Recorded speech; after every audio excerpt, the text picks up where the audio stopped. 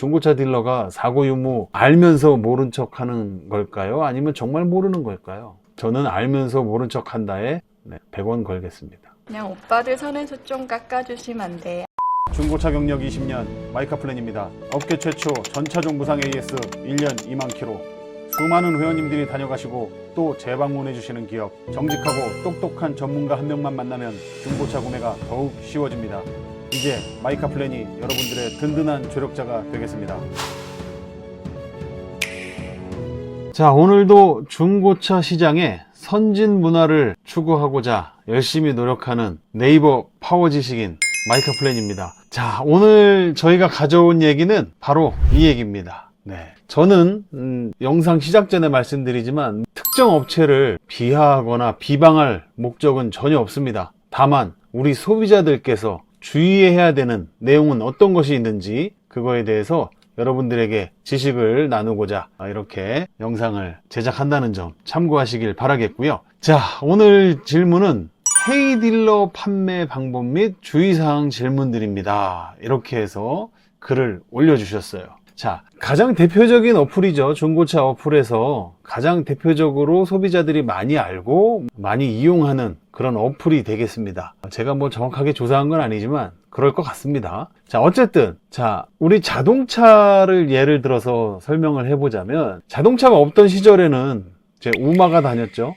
소와 말 그걸 타고 다녔는데 실제로는 굉장한 시간을 단축을 시킨 아주 획기적인 발명품이 자동차가 아닌가 그렇게 생각합니다. 다만 이 자동차가 생겨남으로 인해서 편리함도 생겼지만 문제도 많이 있죠. 교통사고도 많이 나고 실제로 죽지 않아도 될 그런 운명인데도 자동차로 인해서 운명을 달리하는 그런 경우도 많습니다. 제가 이 얘기를 왜 꺼냈냐면 사실 중고차 어플 없어도 잘 살았던 때가 있었습니다. 불과 한 15년, 20년 전만 해도 이런 중고차 어플이 없이도 거래가 잘 이루어지고 구매도 잘 이루어졌죠.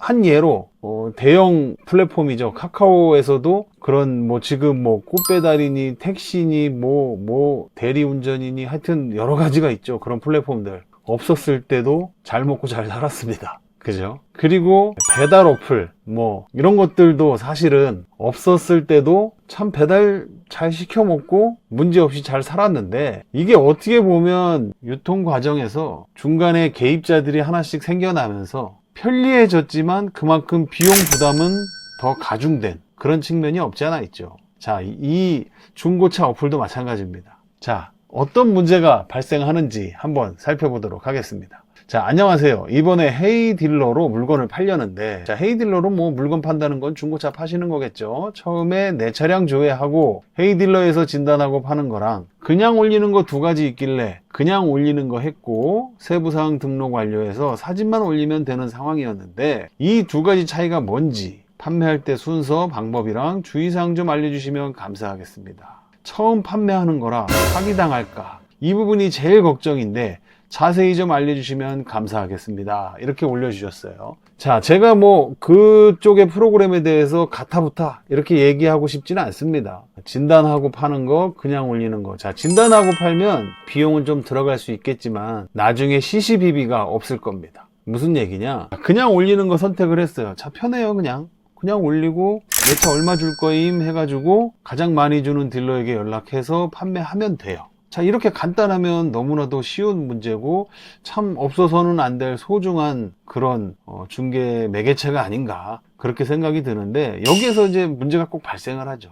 아까 말씀드렸죠. 자동차가 편리함도 가져다 주었지만 자동차로 인해서 불의의 사고를 당해서 운명을 달리하는 경우도 많이 있다. 자, 이렇게 편리하면은 참 좋은 어플인데 문제는 뭐예요? 차를 가져가요. 딜러가 가장 높이 쳐준 가격을 매겨준 딜러가 가져가서 나중에 가져가서 뒷소리를 하는 게 문제예요. 고객님 성능 받아봤는데 문제가 말씀 안 하신 문제가 생겼습니다. 사고는 저한테 무사고라고 하셨는데 아니면은 범퍼만 교환했다고 하셨는데 휀다도 교환돼 있네요. 뭐도 교환돼 있네요. 뭐가 어떻게 돼 있네요.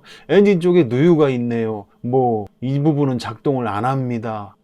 중고차 구입할 때도 마찬가지죠. 구입할 때 꼼꼼하게 체크하지 않으면 한 2, 3일 지나서부터 문제를 서서히 느끼게 돼요.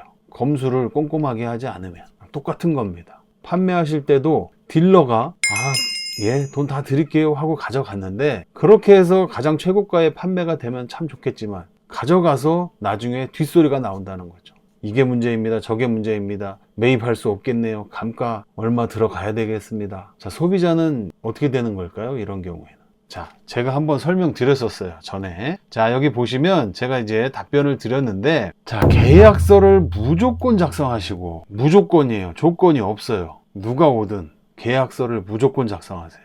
그게 여러분들이 구제받을 수 있는 방법, 가장 최일선의 방법입니다. 자, 계약서에 뭐가 들어가야 되죠? 언제까지 이전해 주겠다는 명시를 꼭 하셔야 됩니다. 자, 차량은 명의가 들어가는 거예요. 그냥 동네 슈퍼마켓에서 껌 사가지고 씹다가, 이건 좀 표현이 그러네. 네. 왜 그러냐면, 껌을 사서 씹다가 이제 중고차로 팔아야 되는데, 야, 너 내 껌 씹던 거 씹을래? 이럴 수는 없잖아요. 기분 상했으면 쏘리. 네. 요런 표현이 조금 그렇습니다. 어쨌든, 껌을 사서 씹다가 뭐 단순히 그냥 버리는 그런 용도가 아니잖아요. 명의가 들어가죠. 내 명의가. 또 보험이 들어가잖아요. 보험을 가입해야 되잖아요. 차량 구입과는 별도로. 자, 그러면 차량을 판매했어요. 그러면 보험도 회수를 해야 되잖아요. 명의도 이전이 돌아가야 내가 낸 세금, 명의에는 세금이 들어가죠. 자동차 세가 그날로 중단이 되죠. 자, 여기서 여담으로 1년치 선납을 했어요. 자동차 세를 1월 달에 10% 감면을 받고 선납을 했는데, 그것도 선납한 거 제외하고도 환급이 됩니다. 참고해서 아시라고 말씀을 드렸고요. 자, 어쨌든 이런 식으로 차량 세금이나 보험이나 이런 것들이 모든 것이 결부되어 있기 때문에 이게 굉장히 민감한 사항이에요. 또 하나는 보험을, 이 차량을 팔고 다른 차를 샀잖아요. 새 차를 사거나 뭐 다른 차량으로 넘어갔을 경우 보험 승계를 해야 되잖아요. 근데 이 사람이 이전을 안 해줘. 근데 이전을 안 해준 상태에서 보험을 뺐어요. 자, 그러면 어떻게 돼요? 과태료가 발생이 되죠. 이런 부분도 결부가 돼 있단 말이에요. 그러다 보니까 굉장히 복잡한 거예요.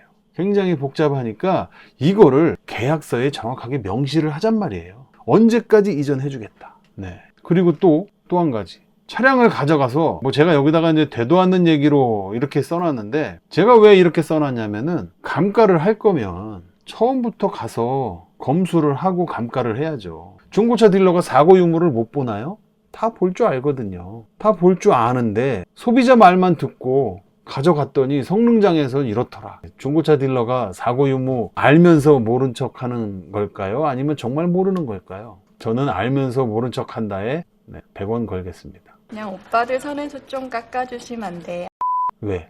가져가서 당연한 사실이 벌어졌으니까 그 인과관계가 생기겠죠. 무사고라고 했잖아요. 근데 가져갔더니 사고네요. 속으로는 내가 검수할 때도 사고였어. 근데 아무 말 않고 그냥 가져가는 거야. 왜? 거기서 사고 있다고 얘기하면은 소비자 입장에서는 찝찝하잖아요. 거기서 또 감가를 할 거 아니에요. 당연히 손님은 보는 앞에서 돈을 많이 받는 게 중요하지, 그 자리에서 감가하면 손님도 싫어할 거 아니에요. 고객도. 자, 이런 여러 가지 이유로 인해서 알면서도 모른 척하고 차를 가져가서 정상적으로 어떤 사고가 있다. 그러면 가장 좋은 방법은 뭐예요? 아, 그래요? 몰랐습니다. 자, 돈 입금해 드릴 테니까 차 주세요. 그게 가장 깔끔해요, 사실은. 그죠? 근데 소비자 입장에서는 어때요? 이미 마음이 떠나면서 차도 떠났어. 근데 다시 가져오고 싶나요? 그러고 싶지 않죠, 솔직히. 그럼 어떻게 해야 돼요? 아, 이 부분은 이렇게 해서 감가를 해야 됩니다. 어디에 메뉴판처럼 이 가격은 얼마, 이 가격은 얼마 이렇게 정해져 있나요? 사고 유무에 따른 감가가? 그렇지 않잖아요. 그러면 그때부터는 갑과 을이 바뀌는 거예요.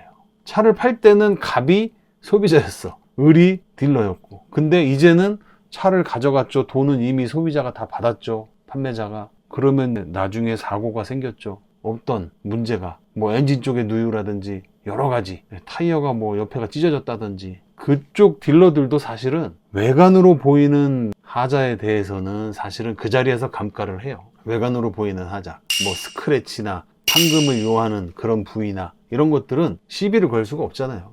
근데 엔진 쪽에, 하부 쪽에 누유나 뭐 사고 유무, 이런 작동 불능 이런 것들은 꺼리가 되잖아요. 꺼리가 시비를 걸 수 있는, 감가를 할 수 있는 요소가 되기 때문에, 자, 이런 부분에 대해서는 제가 되도 않는 얘기다 라고 써는 이유가, 정말 문제가 생겨서 차를 판매하기에, 이 금액으로 매입해서 판매하기에 애로가 있다. 그러면 그 자리에서 되돌리세요. 아, 그러세요? 죄송합니다. 돈 다시 드릴 테니까 차 주세요. 네, 착불로 탁송 보내주세요. 탁송비도 들어갔대. 탁송비 3만원 드릴게요. 제가 알아보니까 여기서 차 불러오는데 3만원 정도 하더라고요. 자, 그 딜러도 사실은 그러고 싶지 않겠죠. 속마음은.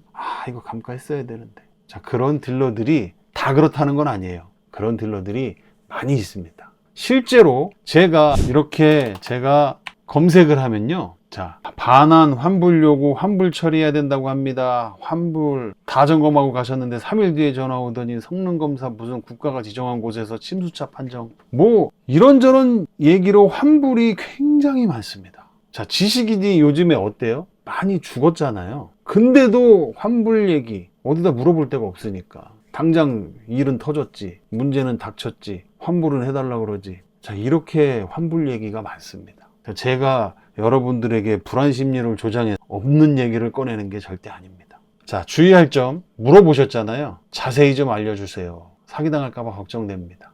자, 계약서를 무조건 작성하시고요. 언제까지 이전해야겠다라고 명시를 꼭 해주시고, 여러 감가를 시도할 텐데 잘못 대응하면 호구되기 쉬우니 주의하세요 라고 제가 작성을 해드렸고요. 모든 것은 계약서에 명시한 대로 처리하면 됩니다. 자, 계약서가 여러분들 되게 우습게 생각하시는데 나중에 그러면 안 되겠지만 법적 분쟁까지 갔을 때 가장 그쪽에서 요구하는 게 뭐예요?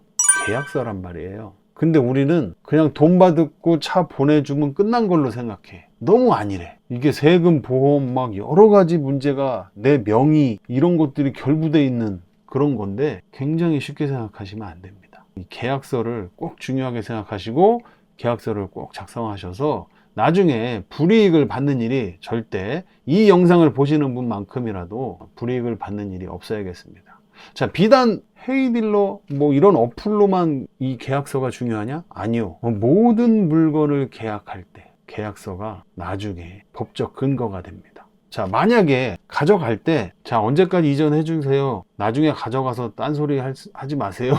뭐 이렇게 약간 좀 투박하지만 그런 식으로 써서 보냈는데 그쪽에서 얘기하면 어떻게 해요? 계약서대로 해 주십시오. 아니 사장님, 제가 계약서는 그렇게 작성했지만 차를 가져와 보니 이런 문제가 있는데 그러면 계약을 파기하겠습니다.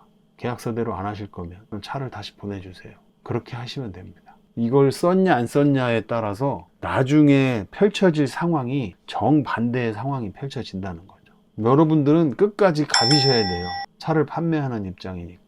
차를 구매하는 사람은, 딜러는 을이어야 합니다. 근데 이게 어느 순간 갑과 을이 뒤바뀌는 상황이 돼버리면은 하라는 대로 계속 끌려다닐 수밖에 없어요. 자, 그런 부분들을 참고하셔서 너무나도 편리한 일상생활에 참 편리한 제도지만 이걸 악용하는 딜러들이 곳곳에서 도사리고 있다는 거 보셨죠? 곳곳에서 도사리고 있습니다. 제가 대표적인 어플이 이런 어플이라 이렇게 말씀을 드렸지만 실제로 그냥 딜러하고 고객하고 이런 어플이 아니더라도 이렇게 만나서 계약서 작성 안 했을 때 이런 문제들이 생기기 참 쉽습니다. 다반사예요. 구매할 때도 중요하지만 내 차를 판매할 때도 구매할 때만큼 중요하다는 사실 오늘 꼭 숙지하셔서 갑이 을이 되고 을이 갑이 되는 그런 상황이 벌어지지 않기를 바라겠습니다. 자, 오늘도 이렇게 저에게 10분 정도의 시간을 투자해 주셔서 너무 감사드리고요. 앞으로도 더 좋은